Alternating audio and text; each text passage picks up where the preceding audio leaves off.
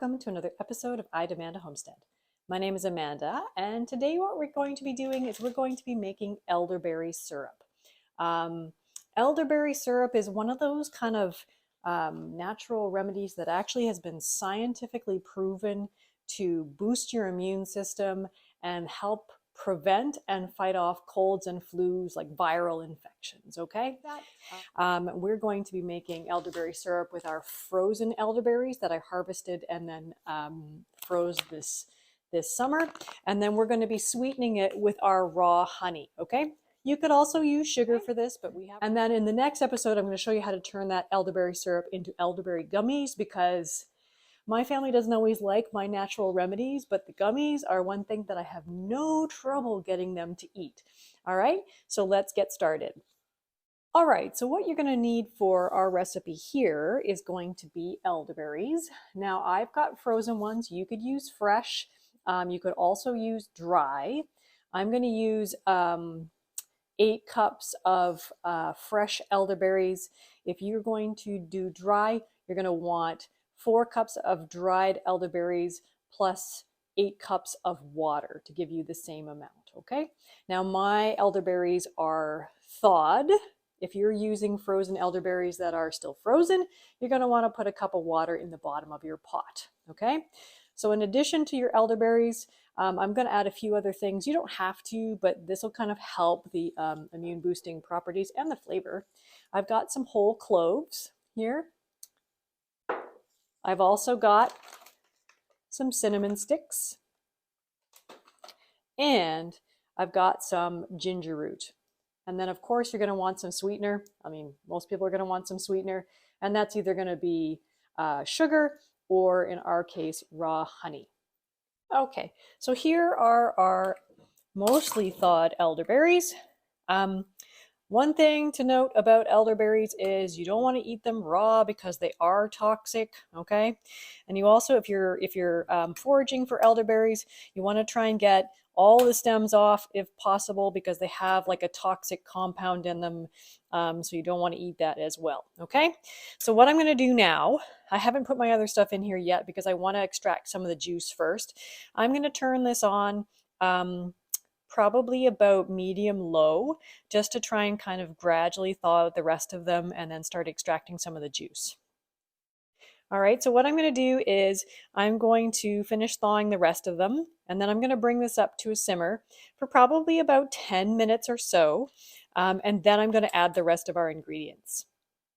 Okay, so my elderberries have been kind of thawing out and starting to release some of their juices, as you can see.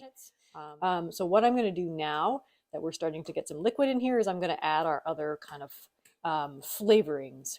So I have got over here, I've got 2 cinnamon sticks and about half a teaspoon of cloves. You can also use kind of the powdered versions of those if you want. And then I also have about 2 tablespoons of grated ginger. I'm going to kind of plop in there. And then we're going to stir that up.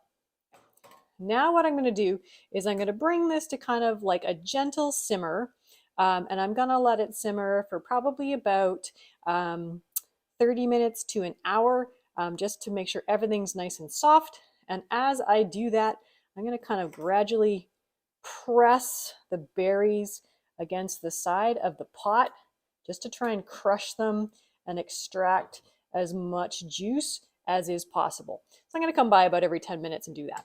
All right, we'll come back when that is all done. Elderberry juice is kind of cooked down now, and what we're going to do is strain it out. So I've got a juice bag here, or a jelly bag, I guess, something I just made, and a colander underneath, and then a bowl to catch the juice. All right, so we're going to pour that in there. I'm going to do this a little bit slowly. So this is really hot right now, so what I'm going to do is I am going to just let it cool down and drip some more, because I do want to press this out, but it's way too hot to do that now. All right, so we'll come back in probably an hour or 2. Okay, so this has been about an hour and it is quite a bit cooler now. So what I'm going to do is actually squeeze this out. You could wear gloves for this because this is going to probably stain my hands for a while. We're going to just try gradually squeezing this just to get all that juice out. All right, so what we need to do now is measure out exactly how much elderberry juice we have. So this made about 8 cups of elderberries made about just over 4 cups of juice. All right, what I'm going to do now is we're going to mix this 1-to-1 with honey to make our syrup. But since this is raw honey, I don't want to destroy all the enzymes and the good stuff in the raw honey, so I don't want this to be too hot. So I'm going to pour it into a pot and measure the temperature. So what we're looking for is a temperature that is under 100 degrees Fahrenheit or about 35 degrees Celsius, so that way we're not going to damage the enzymes of our honey. And we're looking like we're pretty much there. Okay, so what I'm going to do now is I'm going to add 1-to-1 honey into this pot to make our syrup. So that's going to be 4 cups of honey, which seems like an awful lot, but it's going to make 2 liters or 8 cups of syrup.